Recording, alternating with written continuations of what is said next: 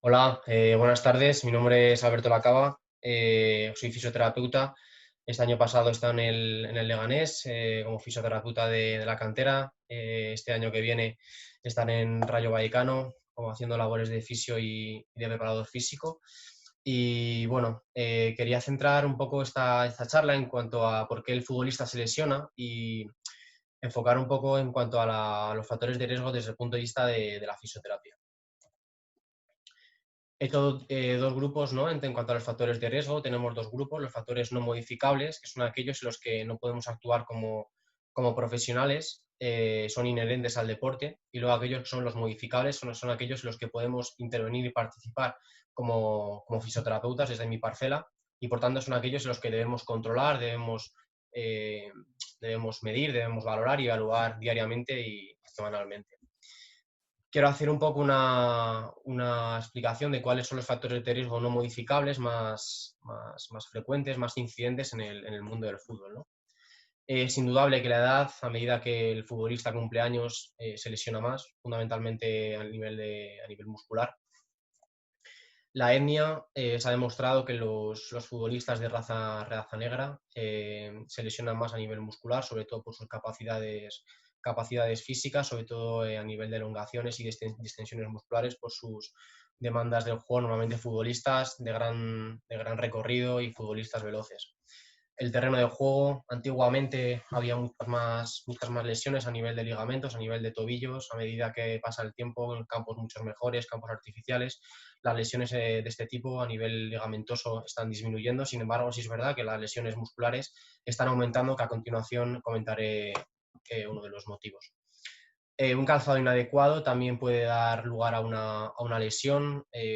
A medida que pasan los años en el mundo del fútbol, las demandas físicas hace que las botas cada vez sean mucho más preparadas y mucho mejores. Por tanto, hace que el futbolista se lesione menos y además tenga mayor rendimiento, que es muchas veces lo que se busca. Momento de la temporada, la bibliografía dice que los momentos de pretemporada y de postemporada son los momentos de la temporada en los que el futbolista se lesiona más. En el caso de la pretemporada, pues fundamentalmente por una mala preparación, la vuelta al verano, una mala preparación física, una musculatura atrofiada, hace que los equilibrios agonistas-antagonistas no funcionen adecuadamente, a nivel psicomotriz tampoco estemos bien preparados y por tanto el futbolista acaba lesionándose, como he dicho anteriormente, sobre todo a nivel muscular y a nivel de postemporada por la carga de minutos y a nivel de sobrecargas, elongaciones, suelen ser las lesiones más típicas.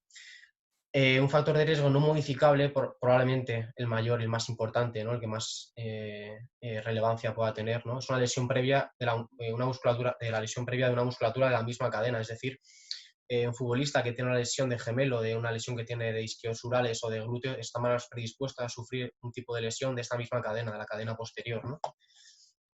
Aumento de las demandas físicas en el fútbol moderno. Sí es verdad que los programas de prevención y las ayudas y las preocupaciones que tiene ahora el futbolista son mucho mayores. Sí es verdad que las demandas del fútbol cada vez también son mucho mayores. Los futbolistas realizan muchos más kilómetros, realizan más cambios de ritmo, presentan niveles de fuerza y picos de fuerza mucho más altos y esto hace que, por tanto, el futbolista se lesiona más. Un estudio que se realizó en 2011 en la Premier League dijo que cada año, desde el 2011 desde el 2011 hacia atrás, el futbolista se lesionaba de un 3,5% más cada año que pasaba. Por tanto, es algo que tenemos que cuidar y que tenemos que replantearnos. La posición del futbolista es inherente y, por tanto, algunos futbolistas tendrán una predisposición a un tipo de lesión mayor que otro. Por ejemplo, los futbolistas que realizan mayores kilómetros en el fútbol, que probablemente sean los interiores, los laterales, son aquellos que suelen tener lesiones más de tipo sobrecarga muscular. Sin embargo, aquellos que realizan desplazamientos mucho más explosivos, mucho más potentes, de menor distancia, pero mucho más agresivos, los futbolistas como los extremos o los centrales son aquellos que suelen tener lesiones más de tipo elongación, distensiones o roturas fibrilares, miofasciales. El dominio de la sola pierna también puede hacer que el futbolista tenga más riesgo de lesión, fundamentalmente por una sobrecarga de la pierna, ¿no? Si el futbolista únicamente utiliza un miembro, es muy probable que acabe lesionándose. Y como comentado anteriormente, en distinción a una lesión previa de la musculatura de la misma cadena, una lesión previa de la misma lesión es el factor de riesgo más importante que debemos cuidar a la hora de realizar y tratar al futbolista y realizar programas de prevención. en prácticamente todas las lesiones musculares el principal factor de riesgo es una lesión previa de una lesión. A continuación voy a desglosar un poco cuáles son los factores de riesgo modificables en los que debemos actuar como fisioterapeutas. El índice de masa corporal, cada vez el papel de los nutricionistas y de los endocrinos y de los médicos en el fútbol es mucho mayor, sobre todo en equipos de élite con un alto presupuesto. Es indudable que futbolistas mejores preparados y con mejor alimentación hace que tengan una menor predisposición a sufrir lesión, sobre todo a nivel muscular, como venía comentando anteriormente. Una fatiga muscular de la cadena muscular posterior, la gran olvidada en el mundo del fútbol. Actualmente, en la actualidad, cada vez se implantan programas de prevención en los que se incluyen sobre todo a musculatura como isquiotibiales y gemelos, cuando antiguamente únicamente los preparadores físicos, fisioterapeutas y readaptadores únicamente nos centrábamos en el trabajo de cuádriceps y psoas ilíaco, ¿no? Una creencia errónea de un aumento de la fuerza de este tipo de grupo muscular y un aumento del golpeo, de la fuerza de golpeo, lo cual está actualmente en controversia. Una debilidad de la cadena muscular posterior, el futbolista fundamentalmente, el isquiotibial es el gran perjudicado en este deporte, teniendo un índice de un 16% de todas las lesiones en el fútbol y de un 34% de todas las lesiones musculares en este deporte. Un adecuado control motor, me quiero centrar aquí porque cada vez es más importante este aspecto. El control motor es la capacidad que tiene el futbolista para reclutar una serie de músculos, una serie de fibras musculares para realizar una buena secuencia en cualquier gesto deportivo, tanto en el golpeo como en la carrera. Es decir, una activación precoz de un glúteo mayor, de un glúteo medio, puede ser tan importante como una activación de un isquiotibial para la carrera en un sprint. Por tanto, es algo que ahora mismo los fisioterapeutas y readaptadores cada vez cuidan más y lo valoran más este tipo de entrenamiento. Un calentamiento inadecuado, probablemente uno de los factores más controvertidos, ¿no? Te vas al fútbol de élite, te vas al fútbol regional, te vas al fútbol base y ves entrenamientos y calentamientos totalmente diferentes, todos ellos adaptados al modelo de juego de cada equipo, de cada club, de cada entrenador. Sí es verdad que hay una serie de componentes básicos, los cuales son la movilidad articular, unos buenos estiramientos dinámicos y la puesta a punto con la velocidad de reacción, los cuales son bastante comunes en todos los equipos. Es fundamental una buena preactivación del sistema fisiológico del jugador para mejorar los niveles y rendimiento del futbolista durante el partido. Alteraciones lumbopélvicas, ¿no? Una buena movilidad, una buena coordinación de la columna lumbar, de la columna torácica, una buena movilidad de cadera es clave para aumentar el rango de range of motion, el rango de movilidad articular en el jugador y por tanto que la rigidez y los acortamientos sean únicamente un factor, pero no un factor predisponente, pero no factor de riesgo. Una flexibilidad de los isquiotibiales es súper importante, por ello ahora mismo los programas de prevención, los programas, los últimos 15 minutos de entrenamiento siempre se dedican últimamente a los estiramientos estáticos para la vuelta a la calma del entrenamiento y trabajar este tipo de aspecto, la flexibilidad de este grupo muscular, desde mi punto de vista, es algo bastante interesante. La dorsiflexión de tobillo, aparte de para reducir el riesgo de una rotura de tendón de Aquiles o una rotura fibrilar del tríceps sural, es fundamental y se ha estudiado que una buena dorsiflexión de tobillo disminuye la incidencia de la lesión del ligamento cruzado anterior, evitando ese valgo de rodilla y rotación interna de la misma que da lugar a la lesión de este ligamento, probablemente la peor lesión del jugador. Una buena flexibilidad de los flexores de cadera, psoas ilíaco, de cuádriceps, equilibrio agonista-antagonista con la musculatura de los isquiotibiales es súper importante, muy importante, que debemos trabajar para un buen rendimiento, un buen golpeo de balón y además que trabajen de una forma equilibrada estos dos grupos musculares. Como acabo de comentar, el equilibrio cuádriceps isquiotibiales es fundamental y me quería también dedicar y darle un par de pinceladas a las alteraciones psicológicas de los jugadores, las cuales no me voy a explayar porque no es mi parcela. Sin embargo, es algo súper importante que cada vez a día de hoy se implanta más en la metodología y un descanso inadecuado también puede llevar a la lesión. Quiero también destacar la nutrición, una nutrición inadecuada, una defectuosa hidratación puede llevar también a unos índices de líquido en el cuerpo que pueda llevar a una lesión, sobre todo a nivel muscular. Todos estos factores es súper importante que tengamos en cuenta que están interrelacionados y que no son aislados y específicos del fútbol. Voy a comentar rápidamente 4 o 5 lesiones más prevalentes en este deporte y comentar cuatro pinceladas de cada una de ellas. Los isquiotibiales, los isquiosurales, el mal del velocista que es conocido, ¿no? Es probablemente la lesión más abundante en el mundo del deporte, sin ningún tipo de duda en el mundo del fútbol es la más incidente. ¿Y cuáles son los factores que pueden dar que esta lesión se produzca? Una lesión previa de los mismos, como comenté anteriormente, un acortamiento de los flexores de cadera, sobre todo la fase del backswing, durante el golpeo, durante la carrera de sprint, un calentamiento inadecuado, como he comentado previamente, una sesión muy explosiva también puede dar lugar a una lesión de isquiotibiales. Más importante es aquí este tipo de calentamiento, una sesión de entrenamiento en la que el entrenador prepara acciones o tareas con muchos cambios de ritmo, muchos cambios de dirección, muchos golpeos de balón. Es especialmente importante aquí este tipo de calentamiento. Los minutos jugados en una temporada sin duda es un factor de riesgo común a todo el tipo de lesión en cualquier tipo de deporte, también en el fútbol. Un acortamiento de la cadena posterior, no solamente de los isquiotibiales, sino también de popliteo, gemelos, tríceps sural y musculatura glútea. Y jugadores que están más predispuestos a este tipo de lesión son los jugadores muy veloces. A bote pronto se me ocurre Gareth Bale, Leo Messi o Dembélé últimamente, jugadores que se lesionan por el método de stretching, por el método de elongación, o futbolistas que realizan muchos kilómetros en los cuales la sobrecarga acaba dando lugar a un proceso de lesión.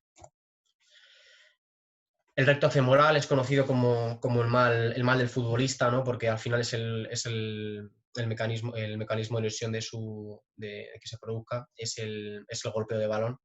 Se produce fundamentalmente por una debilidad de los flexores de cadera. Los flexores de cadera incluimos el cuádriceps psoas-ilíaco.